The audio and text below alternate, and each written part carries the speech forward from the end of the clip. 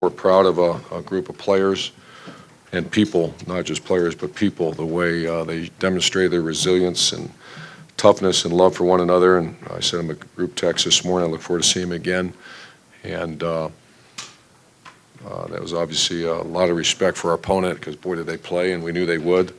It's hard to get space against them, but I thought Ryan Day and our staff, and obviously Dwayne and those receivers created space. Defensively, we gave up, the third quarter was not good, but at times we had to make a play, and we did. And so very proud of our guys, back-to-back Big Ten champs, the respect we have for this conference. We wake up every day going to work with going to Indy, and then when we get to Indy, find a way to win it, and they did it. And I'm very proud of them. We'll open up with questions. Second row left, Ari. Urban, you guys had been through a lot this year. You win your conference, you beat your rival, and then you go to the Rose Bowl. I'm wondering, with all the great things that have happened, what is your perspective on what the expectations are? What is the feeling in the locker room?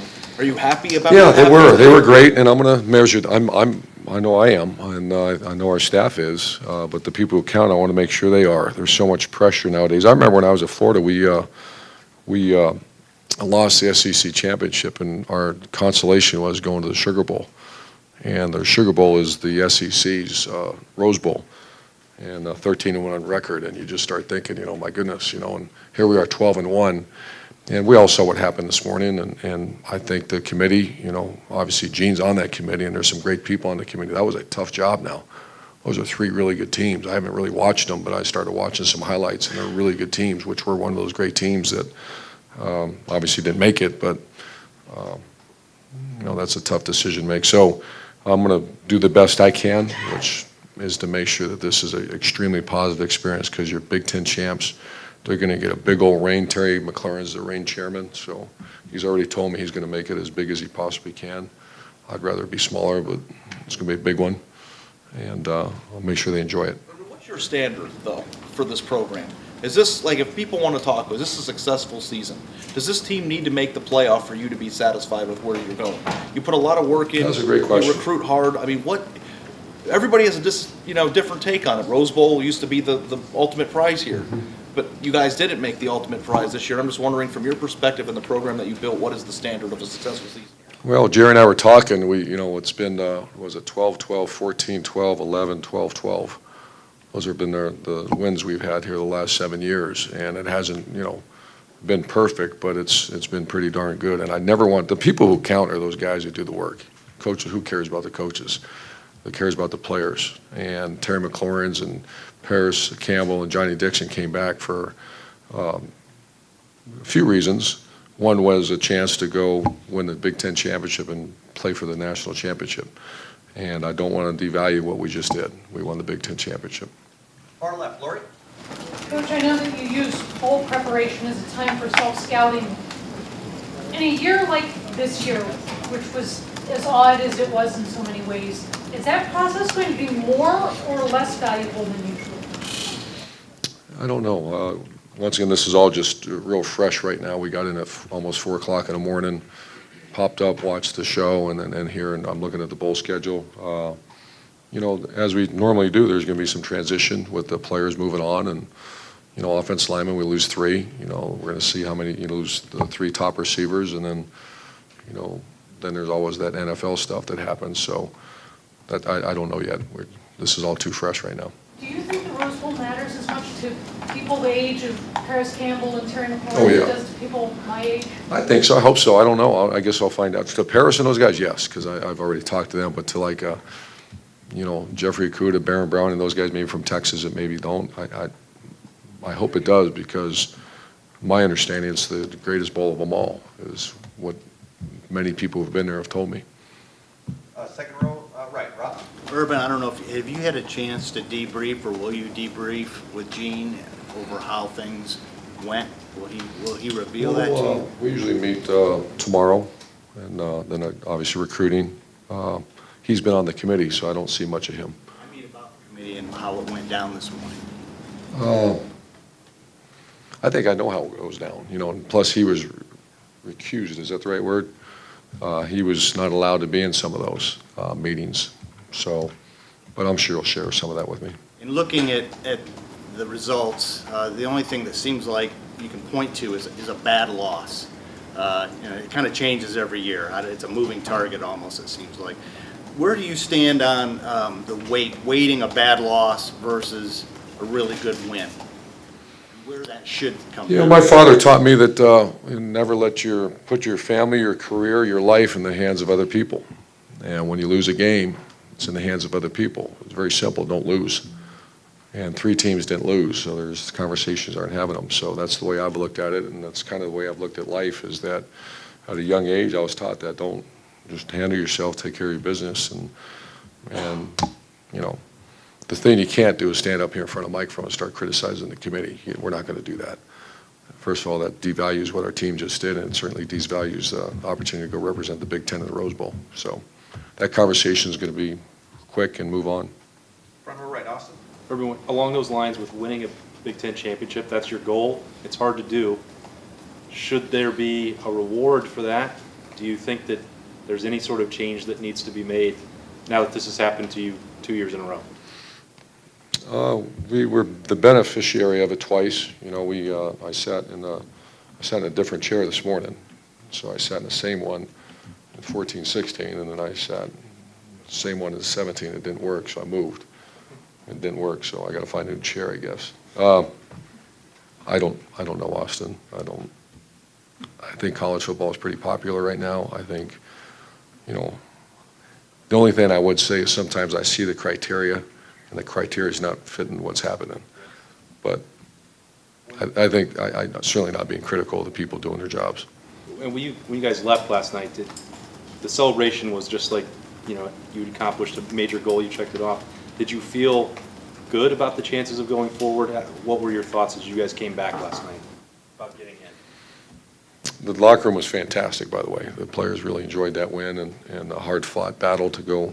They love going to Indy, they love getting rings, and they love saying they're back-to-back Big Ten champions. I was worried when I saw that Oklahoma, you know, I understood Texas ran a kickoff back and there was a penalty or something. Someone texted me, I didn't see it. But, you know, after the game, when I saw the score, you know, they beat a pretty good Texas team. Tim? Urban, what you were 8 through 12 years old when Ohio State went to the Rose Bowl 4 years in a row. I would think those are your very impressionable years. What do you recall of that, and how much the Rose Bowl meant then? And you know, they've only been back 3 times in the last 3 It's decades. unbelievable. Yeah. I do remember watching the Rose Bowl and watching the Rose Bowl parade, and you know, Woody Hayes and the great players, the Buckeyes going out there, and I can't remember, was it USC every one of those 4 years, or it seemed like every time I was on. UCLA won, you know. I got that visual of USC and Ohio State playing in the Rose Bowl as a kid growing up, and I'm sure everybody know how it does. But did you look forward to possibly one day being a part Dreamt of of it. Yeah, dreamt of it. And we came close a few times. I know at Florida one time I thought we were close to going, and then here in 14 I thought we were going. And there was one other time that I thought we were going, and we didn't. And no disrespect to the other bowl games because they're awesome, but the Rose is kind of the one that we've always looked forward to. Dwayne Haskins Jr., does he deserve to be in New York? He'll be in New York. I know, but what, as you look back on it now, what just jumps out at you about his performance? And Yeah, that's one of the best performances in the last 2 weeks in college football history, and I've been lucky. I've been there with Alex Smith. I've been there with Tebow 3 times. I kind of thought the other guys should have had a chance. I don't know why they cut that list. Usually they brought 5 guys, and now JT I thought should have went. You know, Braxton Miller one year I thought should have went. You know, I think that's such an incredible experience for those players to bring them. But he's going one way or the other. I'll fly him there myself. The way he played and his stats against those other quarterbacks, he's got to go to New York. I don't know if he'll win it. I don't know who's making those decisions. Far left, Doug? Urban, I mean, I think you're uniquely positioned to talk about this idea, and I know it's hard, but in the 3 years you guys haven't made the playoff, you were number 5, number 6, and number 7. Like, you're right there every time, right? Just the idea of the teams you had those years, this is one of those years, do you think it would make sense to expand in the playoff at all? Because you know these teams, and did you think, hey, this team is worthy of being able to compete for a title, let's go to more than 4? Maybe the best one of all those teams was that 15 team. You know, that was a last-second field goal in a rainstorm, and we didn't play particularly well that day, and we're kept out and beat a good Notre Dame team in the Fiesta Bowl.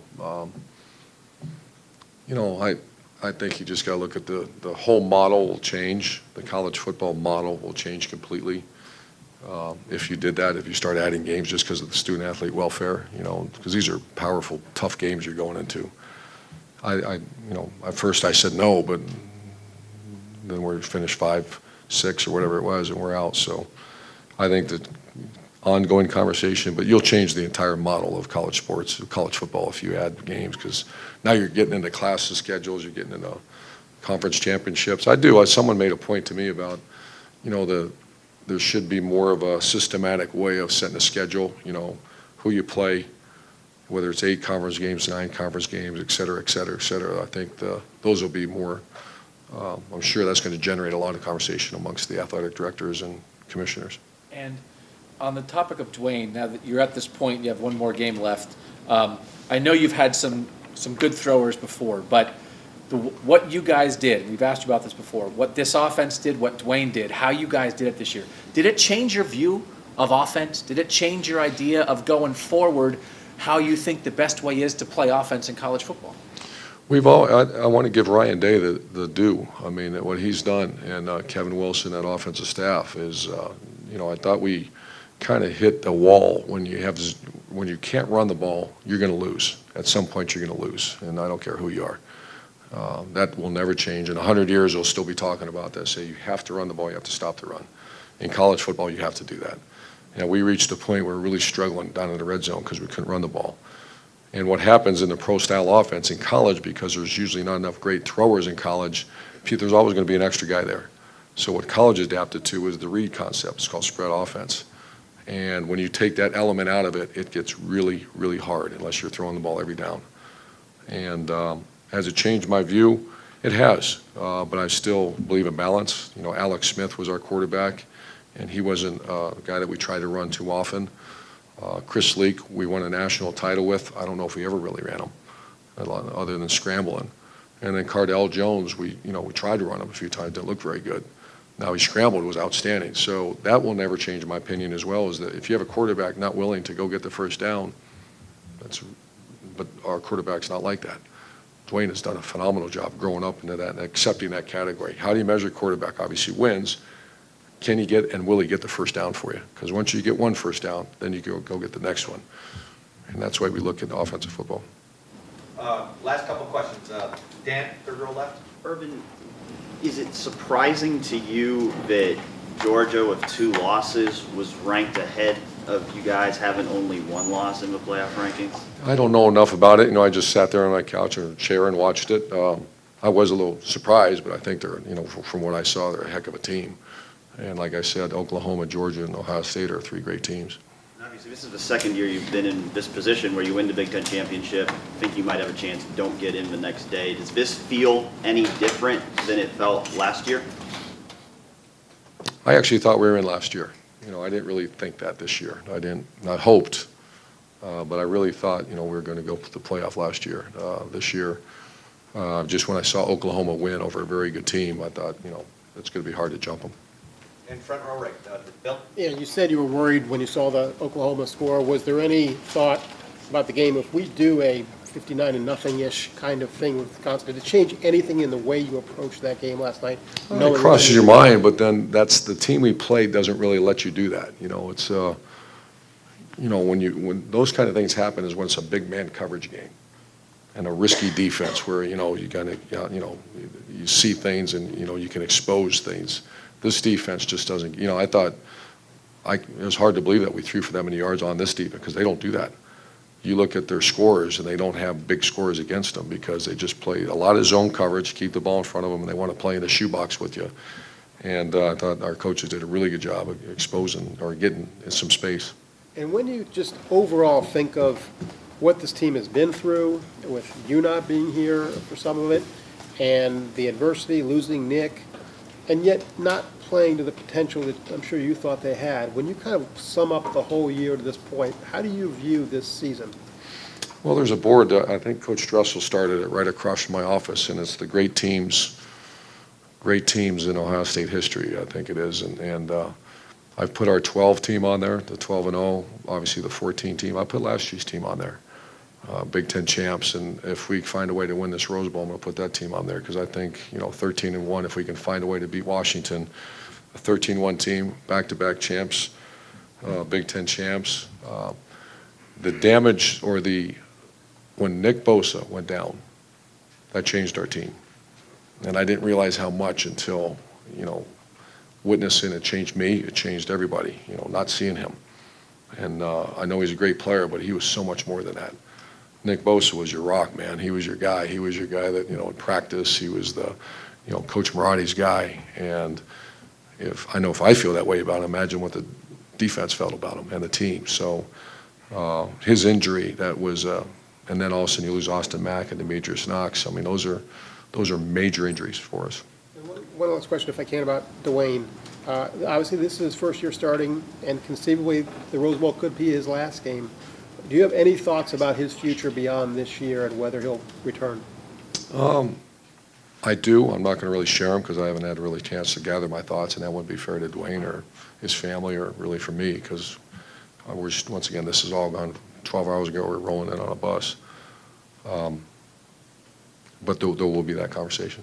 And one final question on Washington. Steve? Yeah, Coach, I don't think it's come up yet. The team you're playing, Washington and Coach Peterson.